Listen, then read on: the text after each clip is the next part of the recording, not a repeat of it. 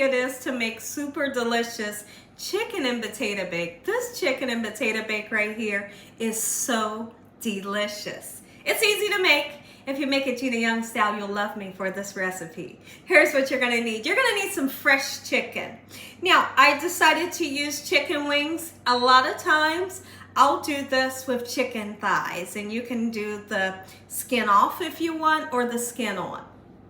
You're gonna need some potatoes. The type of potatoes that I like to use is this Yukon baby gold potato. Everything's gonna go in one pan. Bell peppers, a nice beautiful red and green bell pepper, sweet Vidalia onion. We're gonna have some cream corn on the side, and here's our spices. A really interesting ingredient. Old Bay seasoning. It's not just for seafood. Try it on your chicken next time you make some. Salt and pepper. Paprika, garlic, and onion powder, a little bit of Italian seasoning. I may throw a little bit of butter on as it bakes. Make sure your hands are impeccably clean. Let's get started with this amazing recipe, Gina Young style. Hope y'all are having a great day today, and if you're not, hopefully I can brighten up your day with this amazing chicken and potato bake. So the first thing that we want to do is, I've washed off my chicken. I use lime juice, salt, and cold water. And then I pat it dry with the paper towel. And if there's some feathers on there, you need to kind of pluck them out. Okay, so now when the wings come whole like this, I like to take this wing tip part and fold it over onto itself just like this. I don't like wings when they look like they get ready to fly away. So I always take this piece. I'll do it again for the person in the back. Look at that, just like that. We're gonna season them up real good. Season your food up good so it has nice flavor. If you ain't putting the seasoning on, it don't have flavor, right? So don't be afraid to season. I like to always tell people that because there's people that's afraid of using seasoning.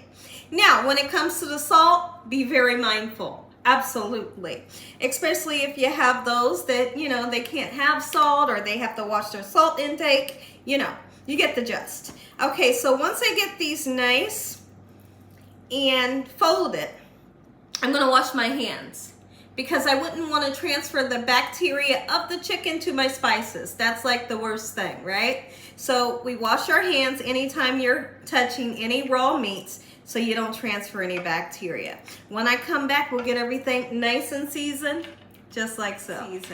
I also like to tell everyone, whatever meat that you're cooking for, kind of let the chill come off. Let it set on the counter for a little bit, and when it cooks up, it'll cook up even better. But when you put super cold food into the oven, you begin to fry it or cook it however, it turns out pretty dry and it's not as juicy as it would be if you would have let the chill come off before cooking it. So I'm gonna go right in with some salt, and I'll be seasoning both sides. Some of you, when you season, you like to throw the seasoning on and then kind of mix everything. You can do that too. That's just something I've really never done. Only thing I really do that with, I'm going in with Italian seasoning. Only thing I do that with is meatloaf. I just like to make sure that I'm getting seasoning all over my meat, just like so. By doing it this way just helps me. But I do know when you do it that way, you get seasoning too, Super interesting. I'd love to know in the comment section below, are you the one that just dumps the spices on and mixes it together? Or do you do like I do and turn them over and season the second side? All right. Beautiful. I love when the meat smells good, it's gonna be good. Oh my goodness, it smells gorgeous right now. All right, there we go. I'm gonna put some black pepper on. I'm gonna flip these babies over, and I'll season the other side off camera. There we go, gorgeous. Parsley flakes. You can put some parsley flakes on here to make it nice and pretty. Now that we have our chicken nice and seasoned and set aside, we need to get started chopping up our veggies. Okay, and honestly, when you're making this recipe, use what kind of veggies you love. What kind of veggies you love, you can put, okay? All right, so here's what I like to do. We're gonna put some vegetables in the bottom of our pan, and the vegetables that are in the bottom of our pan are going to roast. And you all know, roasted vegetables are super delicious, right? So we're just gonna chop it, just the rough, just like this. Nothing super special. You don't have to dice it. And when I roast vegetables, I want them to be big pieces, right? So now we're gonna take it, just put it in the bottom of your pan, just like so. And also in the bottom of my pan, you may be able to see, I'm hoping that you can. I have some oil, okay? Whatever kind of oil you wanna use, that's fine. The oil will help to coat the vegetables a little bit and just really help them to cook just like they need to, all right? And we're gonna salt and pepper our veggies as well. Especially those potatoes, you want to give them some flavor. Don't just put them in the bottom of your pan and think that they're gonna get flavorful. They will get flavorful from the juice of the chicken because the chicken's gonna sit on top, but you still wanna salt and pepper it, okay? Just like we're gonna do these other veggies. Okay, and let's cut a little bit of the sweet Vidalia onion. Just like so. Super simple, right? It comes together so quickly. On the side, we're gonna have our cream corn and I'm gonna make up some Jiffy cornbread. It's a Friday here at the Young's house and my family couldn't be more excited for this amazing recipe. So now we're gonna get our onions in and I'm gonna show you something super special that I like to do to these Yukon Gold potatoes. Listen, when you're cooking with Yukon Gold potatoes, you don't have to peel the skin. The skin has nice nutrients in it and it tastes good. It's so soft and supple and it's super delicious. Okay, so please don't worry yourself with trying to get the skin off. I never take the skin off on my Yukon Gold potatoes. All right, gorgeous, look at that.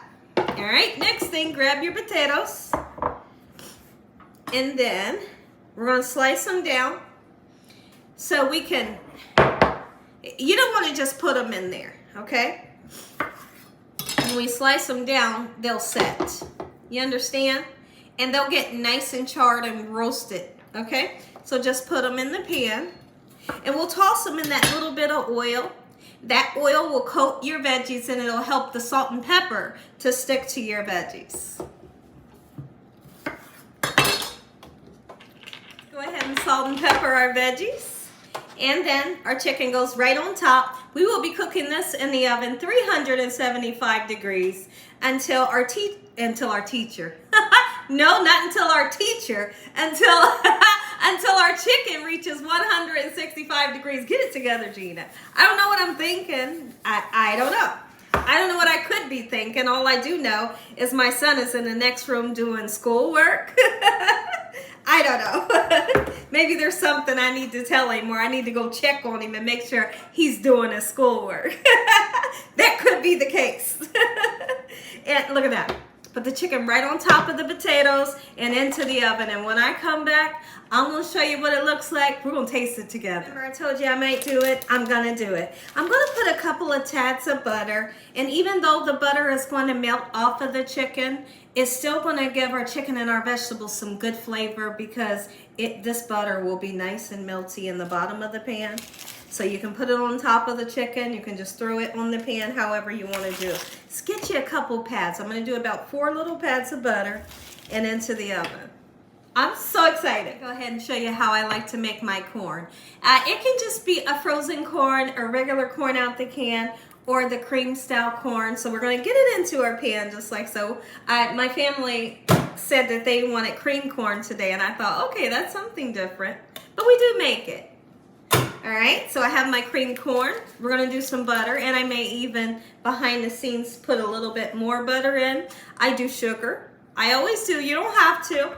But then I balance out the sugar with some salt. We're gonna put some black pepper. A little bit of parsley flakes because we make everything beautiful. We're just gonna let it simmer until it's done. I'm gonna make up some cornbread and this is what we're having here at the Young's house for a Friday night dinner. Go ahead and get our cornbread into the oven. I need to mix it up, make sure I got enough milk in here, and voila. I love a meal that comes together so quickly. And here's the thing, because this is a video, it seems much longer because I'm teaching and I'm talking. But when you're just doing this and you ain't making a video, throw it all in one pan, get it into the oven, dinner's done. Right, and it's just that simple. So now this cornbread, perfect. I've oiled my pan. This is an oven-proof pan that I'm using here. This is gonna go in the oven, and when it comes out, I'm gonna slather it with the butter, just like so. How long to cook it? For about an hour. I like to cook my wings when I have vegetables with them between 45 minutes to an hour. If you enjoyed this video, give me a thumbs up. If you haven't subscribed, make sure you subscribe. Tell your family and friends. Tell everyone you know. Tell the whole world what Gina Young's doing in this kitchen on a daily basis. It's dinner time at the Young's house, and I couldn't be more excited to eat this delicious recipe. Come on in with the camera for me. Come on in, let the people see. Let the people see what you got for dinner. Look at the chicken. And the surprise. Look at that. I mean, the potatoes are like fried potatoes under there because of the oil from the chicken. You better make you something. You're going to love this recipe. Heavenly Father, I thank you on today for this beautiful meal. Lord, we thank you for your love time, your mercy, and your understanding. In Jesus Christ's name we pray. And once again, to my beautiful prayer, we're getting ready to taste this. First thing I'm going in for is the potato. Oh my goodness. It's hot, but I can't wait to taste.